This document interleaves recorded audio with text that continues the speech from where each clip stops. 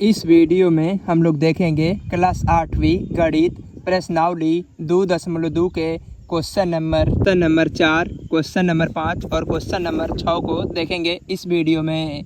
चलिए इस वीडियो को शुरू करते हैं। क्वेश्चन नंबर 4 को कॉपी पे नोट कर लेते हैं, इसके बाद समझाने का प्रयास करते हैं। जैसा कि क्वेश्चन नंबर 4 यहाँ पे नोट कर लिए हैं, लिखा गया कि दो विभिन्न मूल्य वाली 35 कलमों का कुल मूल्य 60 रुपया है। यदि एक सस्ती कलम का मूल्य 1.50 रुपया एवं एक महंगी कलम का कुल मूल्य 2 रुपया है तो कितनी महंगी कलमें खरीदी गई। इसको सबसे पहले हल करने से पहले यहाँ पे दिया गया है कि 35 कलमों का जो कुल मूल्य है वह 60 रुपया है। यहाँ पे दिया गया कि सस्ती कलम का मूल्य, तो इसको लिखेंगे सबसे पहले सॉल्व। पहले सस्ती कलम दिया गया तो लिखेंगे माना कि सस्ती कलम की संख्या बराबर x। सस्ती कलम की संख्या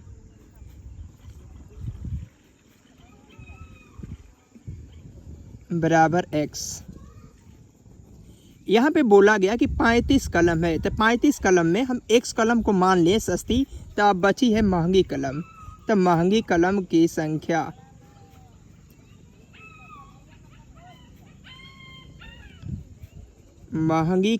संख्या बराबर हो जाएगा 35 माइनस x, क्योंकि कुल कलम जो है वह सस्ती और महंगी कलम मिलाकर वह 35 कलम है। तो सस्ती कलम की संख्या x मान और महंगी कलम की संख्या 35 माइनस x माने, क्योंकि x से x कट जाएगा, सस्ती और महंगी कलम की संख्या कुल 35 आ जाएगा। चलिए प्रश्न से चलते हैं। अब प्रश्न से यहाँ पे बोला गया कि सस्ती कलम मिलाना है और प्लस में जोड़ना है महंगी कलम को। तो 35 माइनस x को जो कुल मूल्य है 35 कलमों का वह मूल्य है 60 रुपया के बराबर है। तो 60 रुपया यह सस्ती कलम की संख्या है। तो सस्ती कलम की जो मूल्य है वह 1.50 है। तो सस्ती कलम को x माने हैं, इसीलिए इसमें 1.50 से गुणा कर देंगे। और यह महंगी कलम है, जबकि एक महंगी कलम का कुल मूल्य जो है वह 2 रुपया है, इसीलिए इसमें 2 से गुणा कर देंगे और बराबर 60 दे दिया गया। तो 60 ले लेंगे। अब 1.50 में x से गुणा करेंगे तो 1.50 x हो जाएगा, और 2 में 35 ले गुणा करेंगे तो 35 दूना का 70 होता है माइनस, प्लस ले माइनस में गुणा तो माइनस होता है, और 2 में x ले गुणा हो जाएगा 2x, और बराबर में 60 का 60 हो जाएगा। और यहाँ पे सबसे पहले दशमलव हटाएंगे तो इसको लिखेंगे 150x बटे में दशमलव हटता है तो दशमलव के बदले हम लोग 1 लिखते हैं। इसके बाद 1 2 अंक होता है तो 2 जीरो को लिखते हैं, और प्लस में 70 का 70 और माइनस 2x का 2x, और बराबर में 60 का 60 हो जाएगा।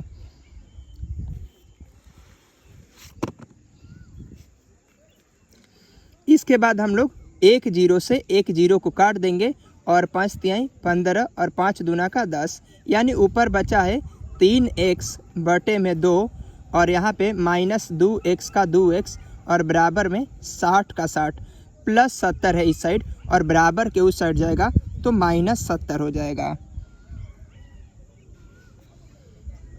अब इसके नीचे 1 छुपा है तो तिरिया गुणा करेंगे। 1 में 3 से गुणा करेंगे 3x माइनस 2 दूना का 4x, और नीचे गुणा करेंगे 2 एकम 2, और 70 में से 60 को निकाल देंगे, हो जाएगा 10। 70 बड़ा अंक है, इसके आगे माइनस है, इसीलिए दे देंगे माइनस।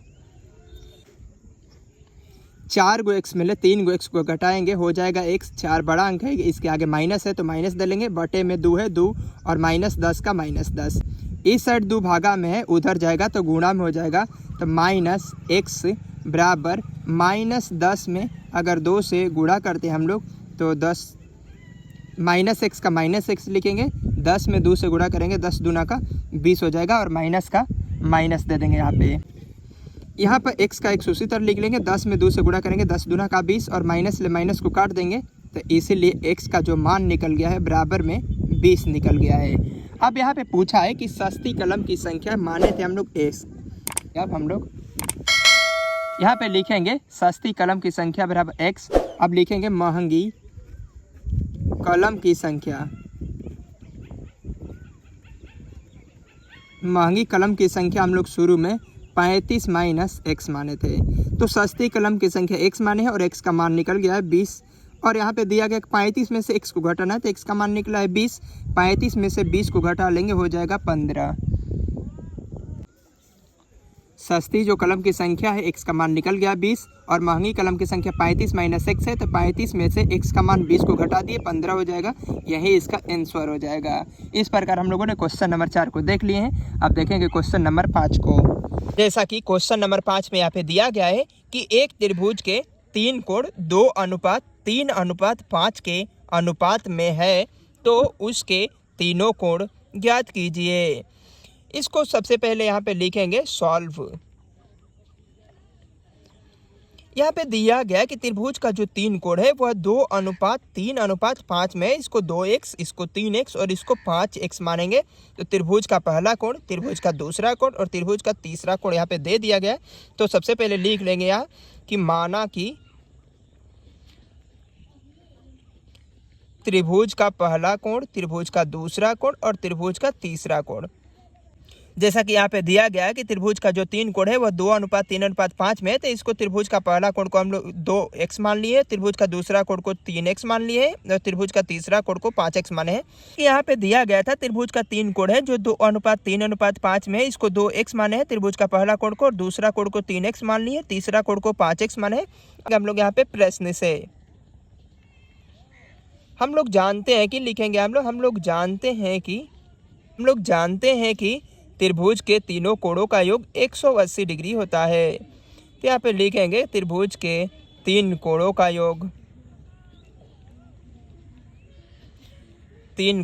योग बराबर 180 डिग्री।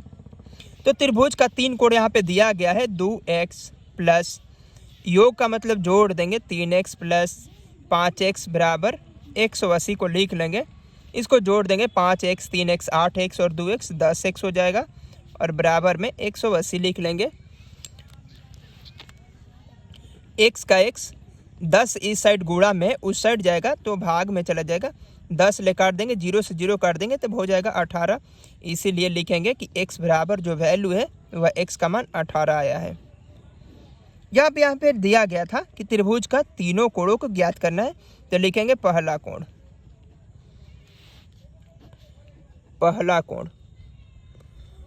कोण को हम लोगों ने माना था 2x और दूसरा कोण को हम लोगों ने 3x माना था और तीसरा कोण को हम लोगों ने 5x माना था। तो 2 का 2 और x का वैल्यू हम लोग निकाले हैं 18, तो 18 में 2 से गुणा कर देंगे, 18 दूना का 36 हो जाएगा। 3 का 3 और x का मान यहाँ पे 18 दिया गया, 18 में 3 से गुणा कर देंगे, 18 3 54 होता है। और यहाँ पे 5 का 5 और x का वैल्यू यहाँ पे निकाला गया है 18, 18 में 5 से गुणा कर देंगे, 18 5 90 डिग्री हो जाएगा। इस प्रकार त्रिभुज के तीनों कोणों का योग निकल चुका है। इस प्रकार हम लोगों ने क्वेश्चन नंबर 5 को देख लिए। अब देखेंगे क्वेश्चन नंबर 6 को। जैसा कि क्वेश्चन नंबर 6 में यहाँ पे दिया गया कि बिल्लू के पास 1 रुपये, 2 रुपये एवं 5 रुपये के कुल 160 सिक्के हैं, जिनका कुल मूल्य 300 रुपया है। यदि 2 रुपये की सिक्कों की संख्या 5 रुपये के सिक्कों की संख्या की 3 गुनी हो तो उसके पास प्रत्येक प्रकार के कितने सिक्के हैं। सबसे पहले यहाँ पे लिखेंगे सॉल्व। यहाँ पे दिया गया है कि जो 2 रुपये के वह सिक्कों की संख्या है वह 5 रुपये के सिक्कों की संख्या के 3 गुनी है। तो सबसे पहले यहाँ पे 5 रुपये के सिक्कों की संख्या हम लोग को मानना पड़ेगा। तो लिखेंगे यहाँ पे 5 रुपये के सिक्कों की संख्या। बोला गया है कि 2 रुपये के जो सिक्कों की संख्या है वह 5 रुपये के सिक्कों की संख्या का 3 गुनी है। यहाँ पे लिखेंगे 2 रुपये की संख्या जो है वह 5 रुपये के सिक्कों की संख्या के दिया गया है कि जो 2 रुपये के सिक्कों की संख्या है वह 5 रुपये की सिक्कों की संख्या के 3 गुनी है। यहाँ पे x है और इसमें 3 से गुणा कर देंगे 3x।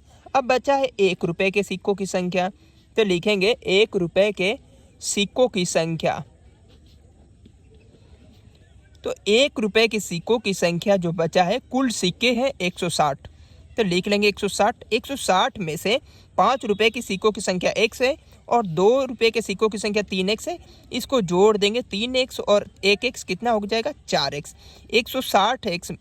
160 में से इस 4x को घटा लेंगे तो जो सिक्के बचेंगे वह 1 रुपये के सिक्के बचेंगे। अब लिखेंगे प्रश्न से रुपए के जो सिक्कों की संख्या है और जो 2 रुपये के सिक्कों की संख्या है और जो 5 रुपये के सिक्कों की संख्या है, ये तीनों को जोड़कर जो कुल मूल्य है वह 300 रुपया हो जाता है। तो 300 रुपया लिख देंगे।